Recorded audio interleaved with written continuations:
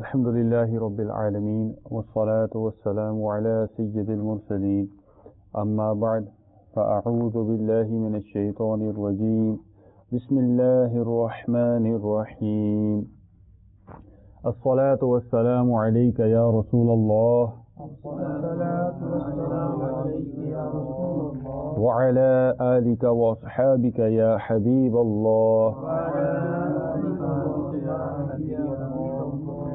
الصلاة والسلام عليك يا نبي الله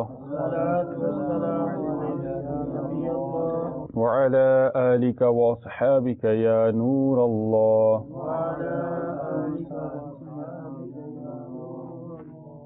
My dear Islamic brothers and viewers of Madani channel, welcome back to our silsila Sunnats and Etiquettes. Alhamdulillah, in this silsila on Madani channel, we discuss the Sunnats and the etiquettes of one particular action, and today we are continuing the topic of the Sunnats and the manners of eating. Alhamdulillah, in the last silsila we covered a short portion of some Sunnats, some etiquettes, some manners of eating, and in this silsila inshallah we're going to study further and discuss some other good habits, some other Sunnats that we can act upon as well. So shuru mein, at the start, let's all make some good intentions that we're going to watch the silsila from beginning to end, that whatever we learn in this silsila, we're going to try to remember it, try to act upon it, and also try to pass it on to others as well. We'll start as always by mentioning a blessing of reciting Durood Pak upon the Prophet sallallahu alaihi wasallam. The Prophet alayhi salatu wasalam, he says in a blessed hadith, words to the effect that decorate your gatherings by reciting Durood upon me, for this Durood will be Noor, yani light for you on the Day of Judgment. So let's all of us here and our viewers on Madani channel at home, in order to bless our gathering, let's all of us recite Durood Pak together. Sallu ala al-Habib sallallahu ta'ala ala Muhammad sallallahu alayhi wa sallam. Continuing with the topic where we left off, some further sunnahs of eating. It says that to eat with your fingers, the middle finger, the index finger and the thumb, this is the sunnah of the Prophets alayhimus salam. So to eat with which fingers? The thumb, index finger and your middle finger. Okay? Like this. Now Shaykh Tariqat Amir Ahl Sunnat, the founder and leader of Dawat Islami, Hazrat Allama Maulana Muhammad Ilyas Attar Qadari Razavi Damat Barakatuhum Al-Aliya, in his book Manners of Eating, which is a chapter of Faizan Sunnat, he gives us some advice. It is not a habit of yours to eat with three fingers. To make this habit, put a rubber band on this finger. Yeah? So this finger that's next to your middle finger, put a rubber band on that. That will keep this one out of the way and will allow you to make your habit of eating with three fingers. And viewers of Madani channel may have seen this. Those brothers who be sat near Shaykh Tariqat, when he eats, then he gives out rubber bands so brothers can make this habit. Yeah. So if this is something that we'd like to do, then it's a way of making this habit as well. Sayyidina Mullah Ali Qari rahmatullahi ta'ala alayhi states that it is a practice of the greedy people to eat with all five fingers. So this should be avoided where possible. However, one may use 4 or 5 fingers to eat if the grains of rice, for example, if you're having rice and the grains of rice are separated, then it is permissible to use 4 or 5 fingers instead of 3. So that was how to eat with the fingers. Another very important point mentioned here, my dear Islamic brothers, when eating, is to eat small morsels of food. Yeah? What often happens is, brothers, because of a lack of knowledge, we eat large chunks of food. We'll take a massive bite out of something, or we'll put a large amount of food in our mouth. It says here that without chewing food properly, if it is swallowed, then your internal organs, yani your intestines, they are overburdened. And effectively, the job that should have been done by the teeth of breaking down the food and chewing it, we're now forcing our intestines to do that job. This is why it is damaging for a person's health. So always, this is sunnat as well, to have small amounts of small morsels and to bite them and chew them properly before swallowing. Another thing that's mentioned here as well, that stretching out your hand and picking up the next morsel of food before the previous one has been swallowed, this is also a sign of greed. Now moving on to the next point. This is something that's quite common. you'll see that when you're eating food, on the dastarkhan there might be some food to eat, the main dish, there might be rice, there might be roti and salan, etc. There might also be some fruits as well. Often what is seen is people eat fruits at the end. Yeah. Here, Sayyidina Imam Ghazali, rahmatullahi ta'ala alayhi, states that if there is fruits at mealtime, then they should be served and consumed first. Yeah. If there's fruits, when should we eat them? First. Why does he say this? He says because fruits digest faster. Therefore, they should be in the lower part of the stomach. Yeah, because the fruit digests quicker, they should be eaten first so that they go to the bottom part of the stomach so that they can be digested quicker and the benefits can be taken from them in our body. And furthermore, he says Allah Azza wa Jal mentions fruits first in the Holy Quran as well. So Alhamdulillah, another blessing, another thing that we learned there as well. And regarding the topic of fruits, Sayyidi Ala Hazrat Imam Ahl Sunnat has narrated that to eat watermelon, yeah, watermelon, a type of fruit, to eat this before food eradicates diseases from the root to the purges of the bowels. Another thing that we can learn as well, if food is not to our taste, yeah, if there's too much salt in food, for example, you're eating at somebody's house or you're eating in your own home, then it says do not find fault with food. If you don't like it, leave it. The only instance in which somebody should criticize food is if you're doing it with the intention of giving feedback or constructive criticism to the cook for future. Yeah? And to find fault with fruits is even more despicable because fruits are not made by any person. Yeah? And no person has gone out and made the fruit grow on the tree. These are creation of Allah Azza wa Jalla. Now these are those kind of things, my dear Sami brothers and viewers of Madani channel, that we probably would never even think about. Yeah, we would criticize fruits, it's just a normal conversation. Alhamdulillah, when you learn, this is why there's so much power and so much beauty in knowledge. When you learn something, it opens up your mind to so many beautiful things. We're going to move on to one other important thing to mention here as well, which is quite common.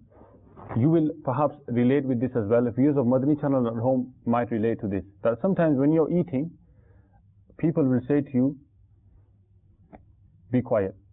Don't talk while you're eating. It's not good to talk while you're eating. And you should stay quiet whilst you're eating.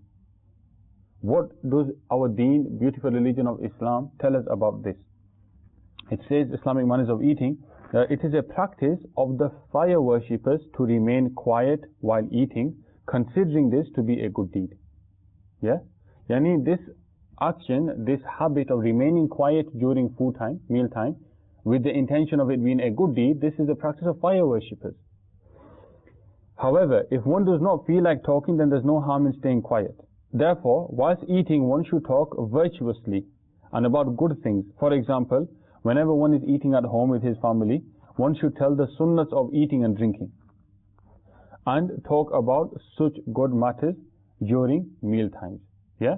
So what we learn here, my dear Sami brothers and viewers of Madani channel, if there's any viewers with us who are parents who eat with their children, never tell your children to remain quiet during meal time, thinking that this is a form of good deed.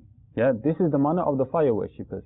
And as Muslims, we should not copy anything that takes us away from the beautiful religion of Islam. Yeah, we should follow that which is taught to us. Therefore, at meal time it is good, it is permissible, and it is liked for us to talk about good things. And one final point we will cover before we come to our brothers who are sat with us today is about while you're eating, sometimes what happens, just imagine we had a dastarkhan here and we were eating. Sometimes you take food or you break a roti or some bread and small grains or crumbs will fall onto the ground. Yeah?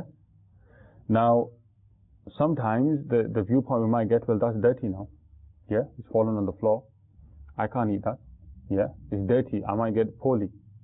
So, iske bare mein, what does our deen teach us? It says that if grains or morsel of food fall during the meal, pick them up, wipe them clean, and eat them. Why? Because there are glad tidings of forgiveness for the person who does this. Subhanallah. Glad tidings of forgiveness. Again, you know the point I mentioned before. Sometimes, unless you learn this knowledge, unless you study, you don't know how many blessings there are in the things that we do every single day of our life.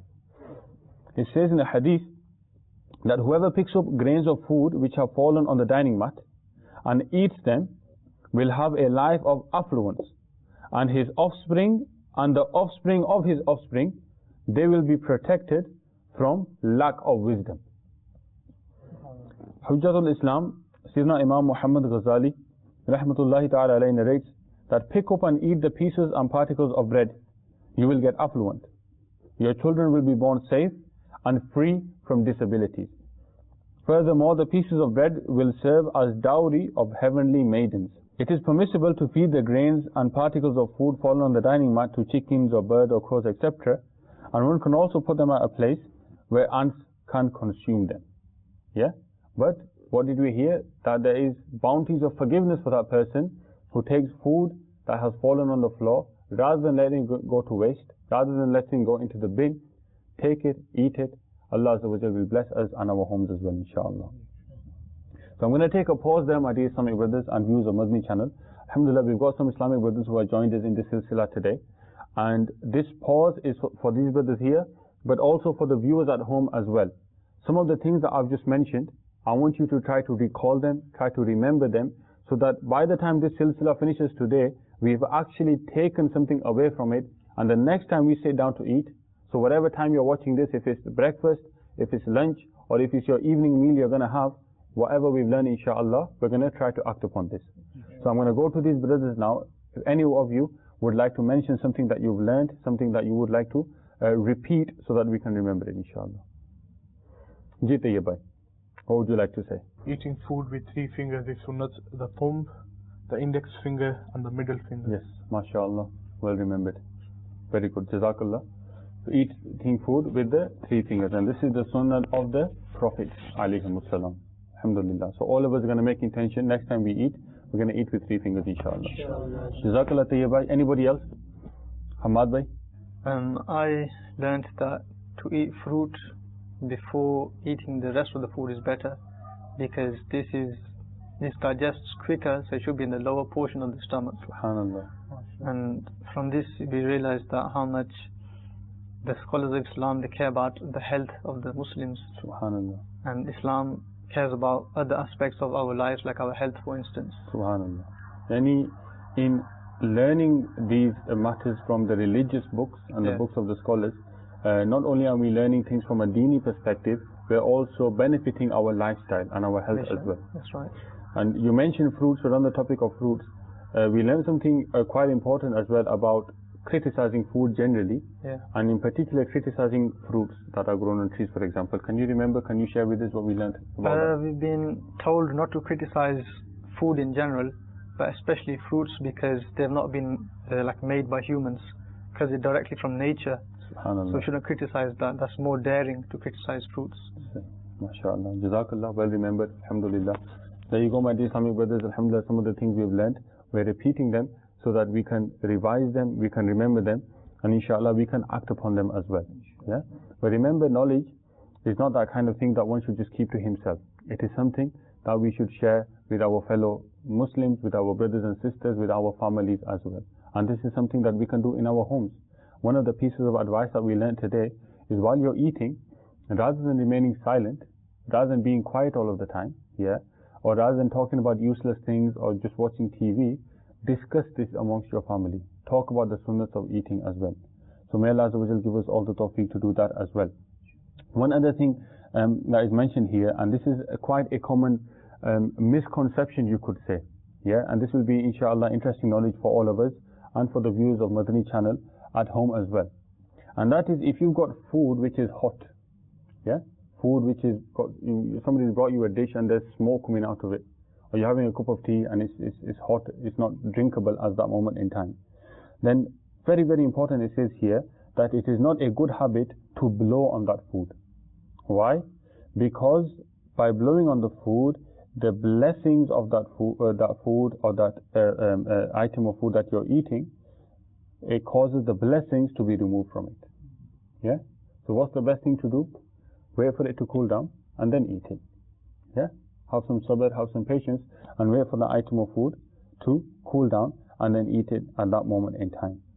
And then there are a few things, my dear Islamic brothers, mentioned here about cleaning your plate of food, using, not wasting food, and about reading du'as after you have completed your food and you've had your meal, and thanking Allah Azza wa Jal for this. Inshallah Azza wa Jal, we're going to learn these in our next silsila. Inshallah Azza wa Jal. The point for us all to take away as a summary, as a conclusion, is eating is something that we do every day of our life. Yeah? Even in the month of Ramadan, we eat for sahri and we eat for iftari. Yes? Yani even in the month of fasting, eating is something that is part of our life.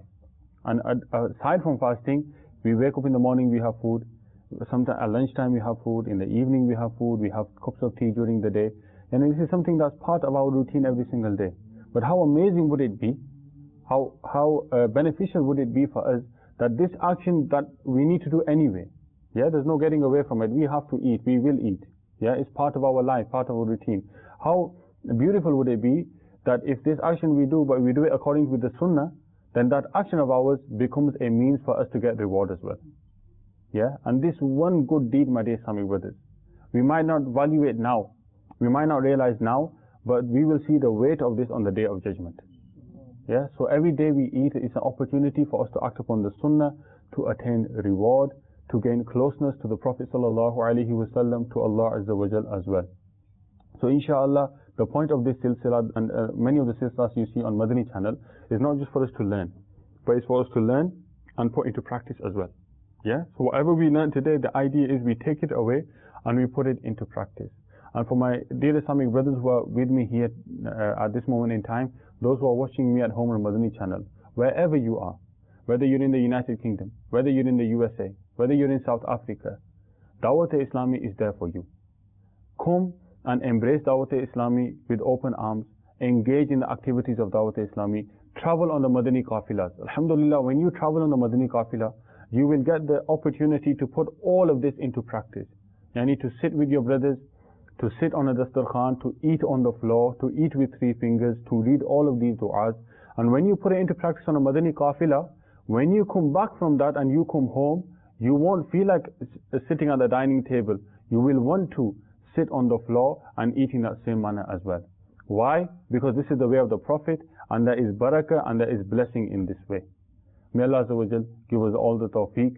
May Allah Azza wa Jal give us istiqamat, make us steadfast in this beautiful environment of Dawat-e-Islami. And may Allah Azza wa Jal make us practicing Muslims, and not just by name, but by action, make us Ashiqan Rasul as well. Ameen. بجاه النبي الأمين صلى الله تعالى عليه وسلم صلوا على الحبيب صلى الله تعالى على محمد.